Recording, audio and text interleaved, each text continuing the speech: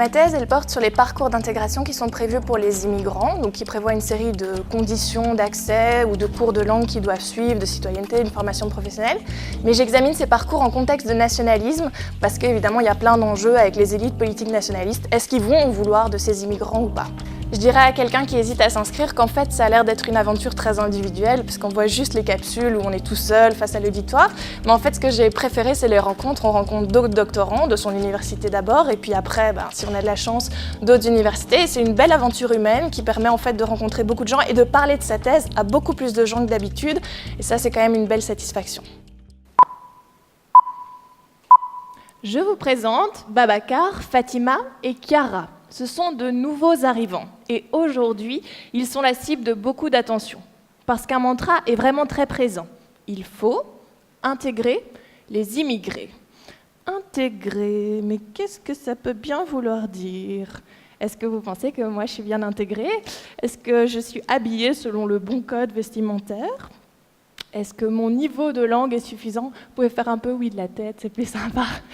Est-ce que vous et moi, on partage des valeurs communes? Ah quoi? C'est pas ça l'intégration? Mais qu'est-ce que c'est alors? Et hop, c'est comme ça que vous avez votre première question de recherche. Babacar, Fatima et Chiara, ma recherche s'intéresse à eux, ou plutôt au traitement à leur réserver à ces nouveaux arrivants. Comment les intégrer? Avec quels outils? Avec quelle politique? Aujourd'hui, une réponse est vraiment présente, ce sont ces parcours d'intégration civique.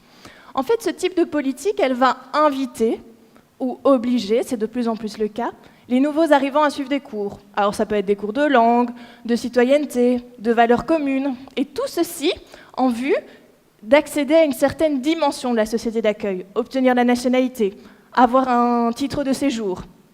Alors évidemment, quand on creuse un peu, il y a vite des questions.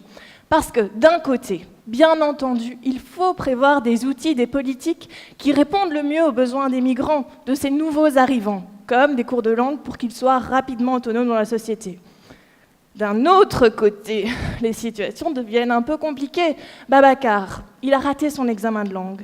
Est-ce que pour autant, je dois lui refuser l'entrée sur le territoire? Et Chiara, elle aimerait bien devenir citoyenne, avoir la nationalité. Pour cela, elle doit suivre 10 heures de cours de citoyenneté. Est-ce que ça va faire d'elle une bonne citoyenne? Et en fait, c'est quoi être une bonne citoyenne? Toutes ces questions, je les examine dans ma thèse, mais je rajoute une variable complémentaire, le contexte du nationalisme. Pourquoi? En fait, pour le dire simplement, les nationalistes, ils n'aiment pas trop les immigrés en général. Et c'est assez logique, je peux le dire de manière plus scientifique. Les accepter, les inclure, ces nouveaux arrivants, c'est un risque pour eux, parce que ça risque d'affaiblir le processus d'homogénéisation culturelle et identitaire qui est à la base du projet nationaliste.